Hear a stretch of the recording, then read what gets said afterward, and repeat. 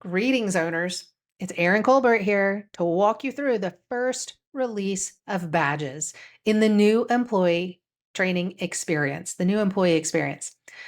Now, as you heard me say before, we have 6 badge releases.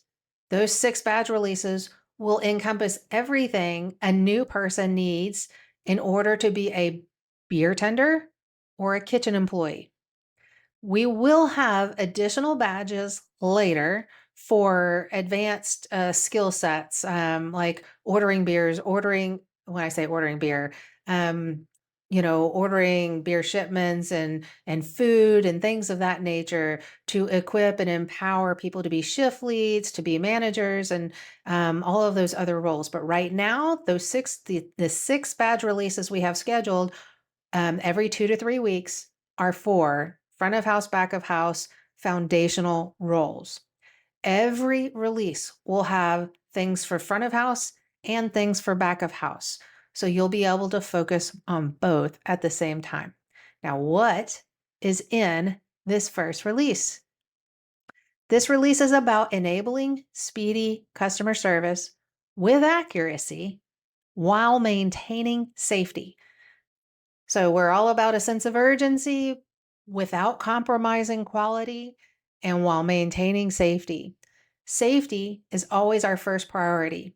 So week 1, you want to roll out the safety badge. When I say you want to roll out, we're giving you all of the badges and we are recommending that you roll them out week by week. And I'm going to give you a weekly format that you can follow. So there's no guesswork to it. It's done for you. But each week, we're recommending you roll out a badge. And then at the end of the week, you certify everybody on that badge as much as you can. And the next week, tackle the next badge. That will enable your employees to focus on that one area. It will help you figure out certifying everybody. It makes it simpler and faster when you can focus on one area at a time, because all of a sudden you'll be seeing it a lot more. The repetition will help everybody of that one topic. Now, safety, it's our top priority because we can't do anything well if people are not safe or their safety is at risk. And it's the same badge for all employees, because if there's an unsafe situation, anybody and everybody on the team should be able to handle that situation and make it safe. So that's our first one. And you'll take a look at the badge. I'm not going to show you all the badges. I trust you can read through them and make sense of them. Week 2, side work. Now, side work is included here because we believe, kind of sense some of these undesirable things that don't have to do with interacting with customers and, getting tables turned and, helping everybody out. The side work tends to fall on the bottom of somebody's list of priorities. It's not usually very fun. So I suspect that some of you are struggling and having to hound people to get all of the side work done. But when employees think about how their actions impact their coworkers, we believe that you'll see some improvement in this area.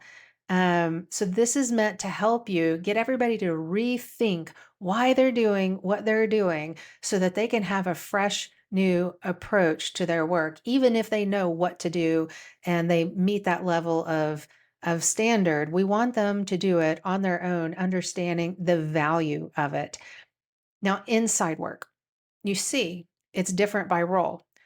When you look at this badge, you will see that the cultural elements are identical for front of house and back of house.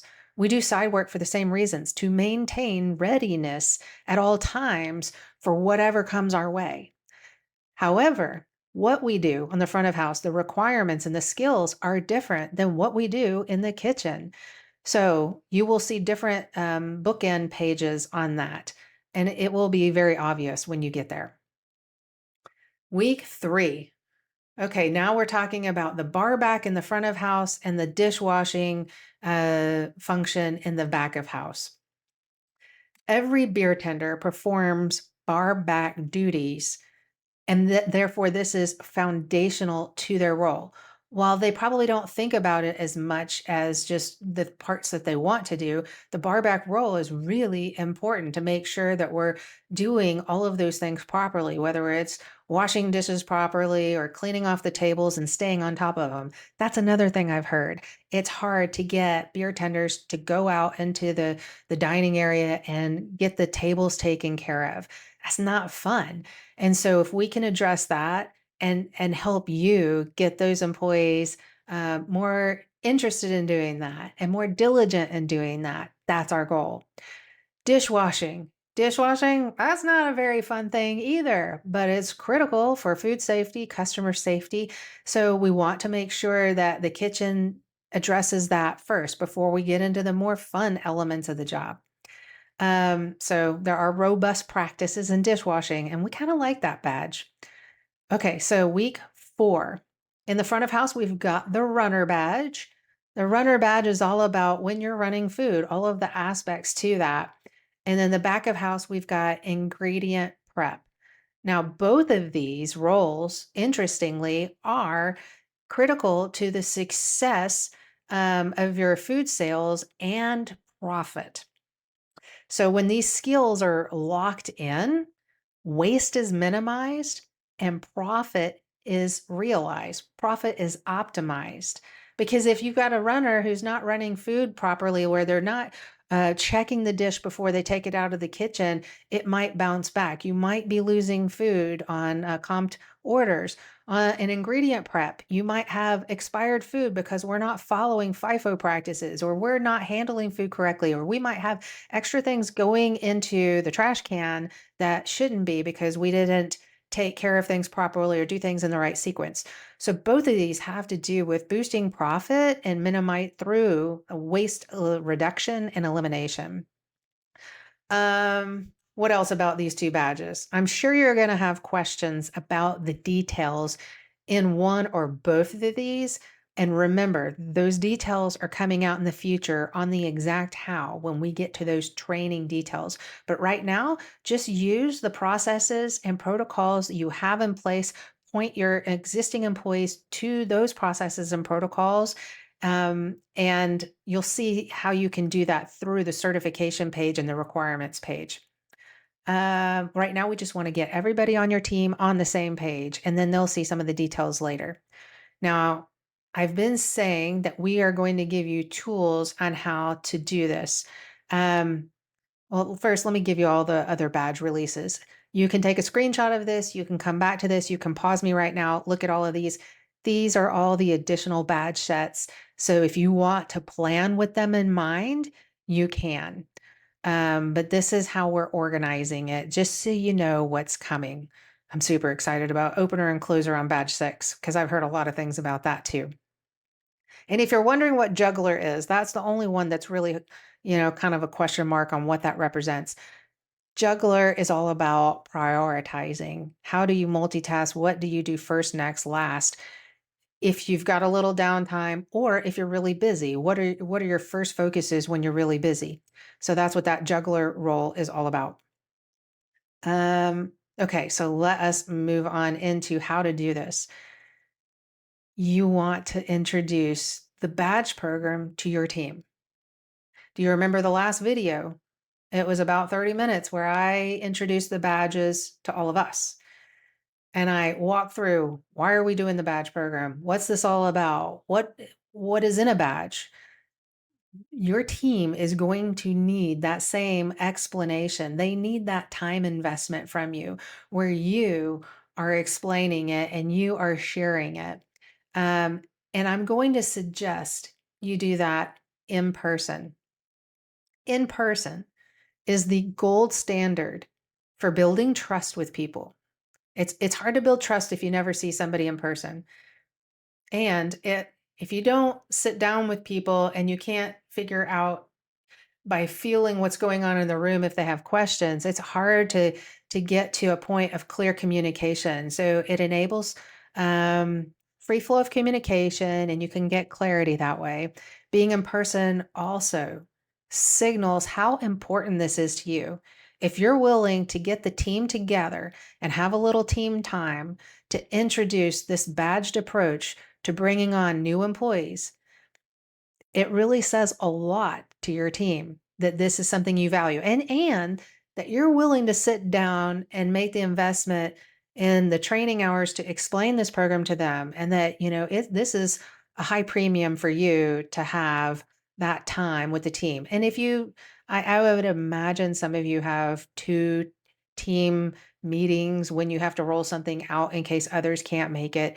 That really speaks to how much you value something. So that's my suggestion, is that you roll it out in person and you share with them what the badge program is all about. And there's a key question you have to answer for them if you want them to be interested in this. If you want adoption, if you want your employees to really uh, be interested in pursuing these badges, then you need to answer the question, what's in it for me? That's everybody's question. What's in it for me?